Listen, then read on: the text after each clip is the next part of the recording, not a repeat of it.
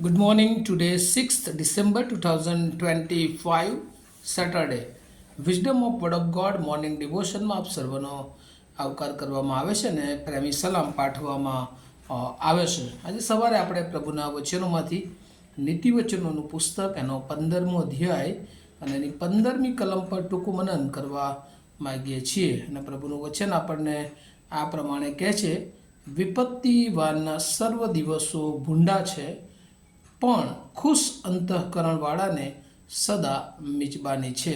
NIV Bible પ્રમાણે probes chapter 15 વર્સ 15, all the days of the oppressed are wretch, but the cheerful heart has continued feast. અને આ પ્રભુનું વચન છે. અને આ દિવસો જે આપણે સતત નાતાલની નજીક જઈ રહ્યા છીએ, ડિસેમ્બર મહિનો પ્રભુના આનંદની ઉજવણીનો મહિનો, અને એમાં આપણે આગળ વધી રહ્યા છીએ. અને આજે આપણે જે વચન જોવા માગીએ છીએ એમાં third part, emotions, Joy and sorrow, લાગણીઓ એ આનંદ અને દુઃખ એ બંનેને પ્રદર્શિત કરતી હોય છે. એવું કહેવાય છે કે માણસના જીવન એમાં બે પરિસ્થિતિઓ, બે પ્રકાર અથવા બે પ્રકારની જીવનની શૈલી જીવન જીવવાની હોય છે.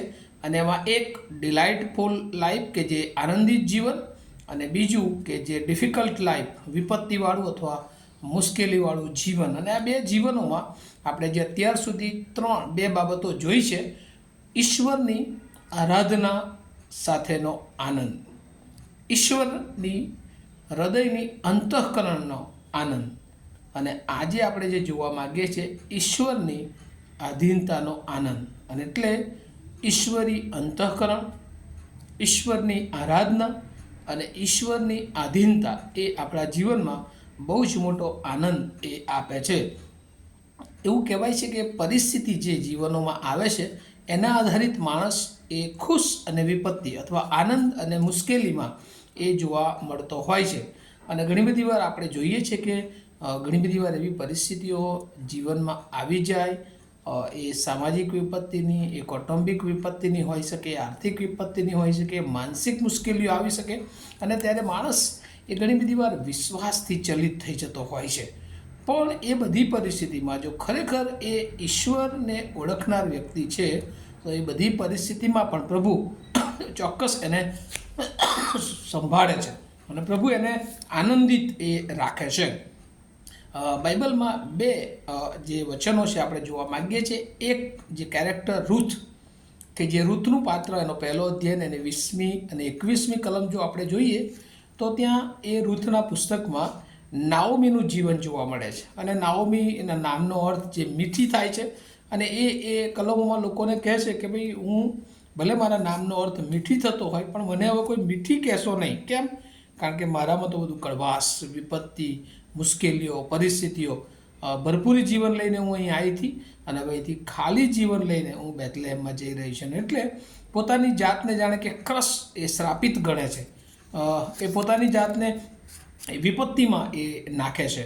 અને એ એક કેરેક્ટર, એક પાત્ર આપણે જોઈએ. જ્યારે એ જ પુસ્તકમાં રૂથ, કે જે પોતાના પાત્ર વિશે જે આપણે એના વિશે જોઈએ તો રૂથ કે જે એ જ પરિસ્થિતિમાં એ નાઓમીની સાથે હોય છે, પણ તેમ છતાં એ આનંદિત હોય છે, કારણ કે એનામાં ઈશ્વરી દયાનો ભાવ હોય છે.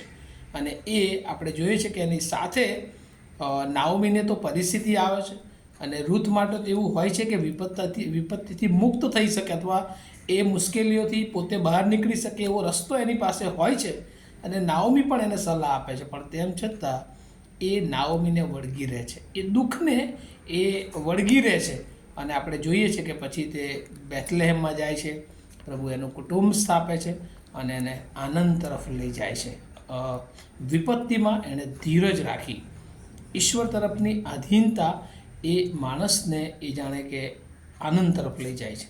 અને આપણે જોઈએ છીએ કે એ રૂથના જ કુળમાં પ્રભુએ ઈસુ ખ્રિસ્તનો જન્મ એ થયો, અને રૂથનું નામ એ ઈસુની વંશાવળીમાં આપણે જોઈએ છીએ. અને એટલા માટે એક સ્ત્રી કે જે અજાણ, ઈશ્વરથી ઓળખથી અલગ, પણ એ વિશ્વાસ જોઈને પ્રભુની પાસે આવી, અને પ્રભુ એના માટે કેટલો મોટો આનંદ, અને આખા વિશ્વને માટે પ્રભુએ એના દ્વારા એ આનંદ એ આ પૃથ્વી પર મોકલી આપ્યો. એવું એક બીજી પાત્ર આપણે જોઈએ છે હબ્બાકુક, અને એ પુસ્તકમાં 3જો અધ્યાય એની 17 અને 18મી કલમમાં એ લેખક જે પ્રમાણે કહે છે, જો કે અંજીરીને મોર ના આવે ને દ્રાક્ષાવેલાઓને દ્રાક્ષ ન લાગે, જૈતુનની પેદાશ ન થાય, ખેતરોમાં કંઈ અન્ન પાકે નહીં, વાડામાંથી ઘેટા બકરા નાશ પામે કે કોળમાં કંઈ ઢોરઢાક રહે નહીં, તો પણ હું યહોવામાં હર્ષ પામીશ, હું મારા મોક્ષદાતા યહોવામાં આનંદ કરીશ. અને એટલે પરિસ્થિતિ ગમે તેવી આવે, પણ જો આપણે પ્રભુની ઓળખમાં છીએ તો આપણે હંમેશા એ આનંદ પ્રભુમાં કરવાની જરૂર છે. અને એટલે જ પાઉલ વારંવાર કહે છે કે તંગાસમાં પણ હું પ્રભુમાં એ આનંદ કરી શકું છું. અને પ્રભુના બાળક તરીકે પ્રભુ આપણને એ શીખવે છે. આ પૃથ્વી પરના જીવનો છે, મુશ્કેલી પરિસ્થિતિઓ બધું જ આવે છે, પણ એ બધા આપણા આનંદને, એ આપણા ઉત્સાહને, અને અહીંયા તો લખ્યું છે વિપત્તિના સર્વ દિવસો ભૂંડા હોય છે, અઘરા હોય છે, મુશ્કેલી ભર્યા હોય છે, પણ ખુશ અંતઃકરણવાળાને સદા મિજબાની છે. અને એટલે મુશ્કેલી આવે, પ્રશ્નો આવે, સતાવણી આવે, એ પણ હસતા હસતા પ્રભુના નામમાં એ પસાર કરવાની હોય છે. આપણે જૂના કરારમાં સ્તેફનનું ઉદાહરણ જોઈએ કે એની સતાવણીના દિવસોમાં પણ એના ચહેરા પર હાસ્ય. થોડા વખત પહેલાં આપણે જોઈએ છે કે મણિપુરની જે પરિસ્થિતિ થઈ, પણ એમાં પણ જે વિશ્વાસી લોકો હતા એના ભજન સેવાના સ્થળો સળગાવી દેવામાં આવે, મુશ્કેલીઓ આવી, પણ તેઓ રોડ પર આવીને પણ પ્રભુનું ભજન કરવાનું ચૂક્યા નહીં. એટલે પ્રભુ સાથેનો જે આનંદ છે એ જ્યારે આપણે ચૂકતા નથી, આપણે એને વિસરી જતા નથી, ત્યારે પ્રભુ બધી પરિસ્થિતિઓને શાંત કરી ફરી એકવાર એ આનંદમાં આપણને દોરી જાય છે. અને આજે સવારે પ્રભુ આપણને કહે છે કે એ પ્રભુ ઈસુ ખ્રિસ્ત આ જગતમાં આવ્યા છે, અને એને યાદ કરવાના માટે આ મહિનો આપણને આપ્યો છે. ત્યારે આપણે શું એ ઈશ્વરની આરાધનાનો આનંદ એ આપણા જીવનમાં કાયમી જોઈ શકીએ છીએ? શું એ ઈશ્વરને હૃદય એ આપણી પાસે છે કે જે અંતઃકરણમાં આપણને આનંદિત કરે છે? અને ઈશ્વરની આધીનતાનો આનંદ ગમે તેવી પરિસ્થિતિ આવે, પણ ઈશ્વર પરનો વિશ્વાસ એ આપણે ત્યજી નહીં.